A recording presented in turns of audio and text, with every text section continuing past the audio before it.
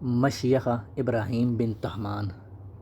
امام ابراہیم بن طہمان رحمۃ اللہ علیہ تبع تابعی ہیں اور 163 ہجری میں فوت ہوئے۔ امام مالک بن انس المدنی رحمۃ اللہ علیہ کے شاگردوں میں سے ہیں اور امام ابو حنیفہ کے استاد ہیں۔ اس کتاب میں حدیثوں کی تعداد 208 ہے۔ احادیث کا ترجمہ کیا گیا ہے، تحقیق و تخریج کی گئی ہے اور فوائد بھی لکھے گئے ہیں۔ محطوط کے ساتھ لفظ بلفظ موازنہ بھی کیا گیا ہے اور اصلاح بھی کی گئی ہے۔ اگر کوئی روایت ضعیف تھی تو فائدہ کے طور پر صحیح روایت کی طرف اشارہ کر دیا گیا ہے کہ آپ اس ضعیف روایت کو چھوڑ کر صحیح روایت سے استدلال کریں۔